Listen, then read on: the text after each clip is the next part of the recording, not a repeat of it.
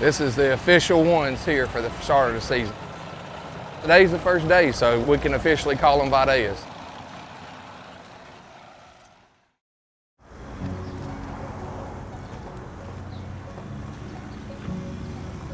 I am Aries Haygood, president of A&M Farm, and we have been customers of Lassiter Tractor for over 20 years. So these have been on the ground for about 5 days. You can see these onions were a lot greener when we dug them, and so now they're starting to dry back. As you can see, the onions that are still standing, the tops on those look good, so as hot as it's going to be, as soon as we dig them, I mean, they'll start sucking that top down pretty quick and just drying down and sealing that neck. All the stuff that we're looking for. It's a tough job, don't get me wrong, but on a pretty day like today, you get to be out here with friends, and what they're providing for their families is awesome.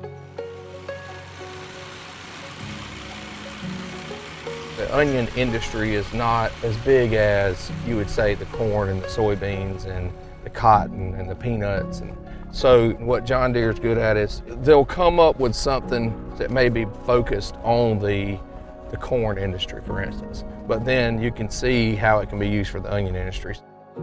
Through John Deere, I mean, we use, of course, the technology of their high boy sprayer has really helped us cover ground, get good applications of chemicals on them, on the onions and all that good stuff.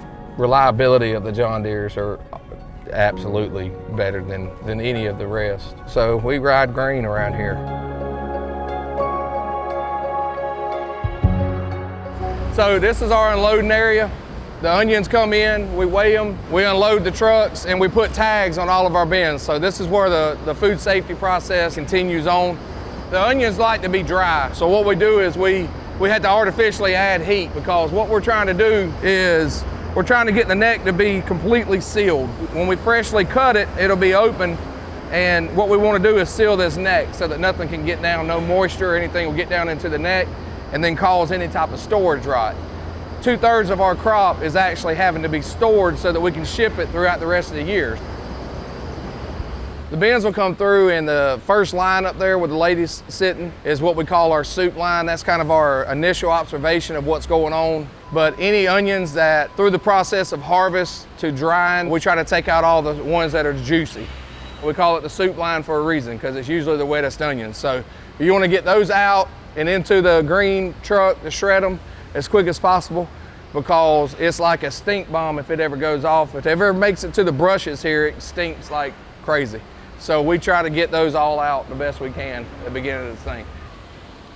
We take out the small onions, we brush and polish the onions, and then we come in through our inspection table where the ladies are sitting. So what the ladies are doing is they're looking for any type of defects that an onion might have.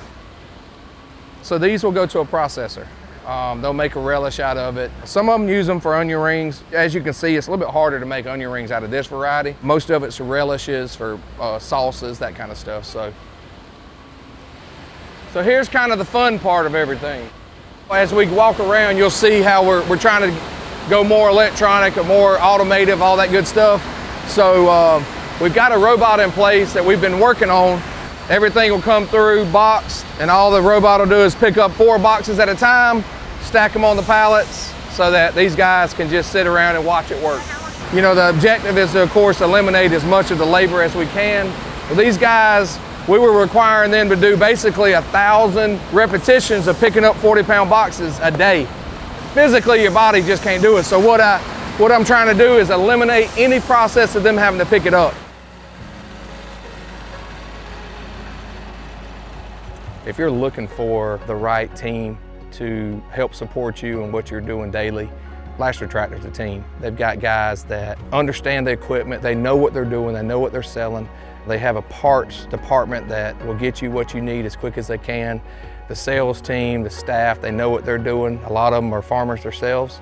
Before they put it on the back of your tractor, they have already experienced it. It's a great opportunity for a young farmer like I was to be able to pick up the phone and call my local dealer, to be able to ask him questions and just spitball ideas and learn together and try to make agriculture overall just a better, more efficient job for the future generations.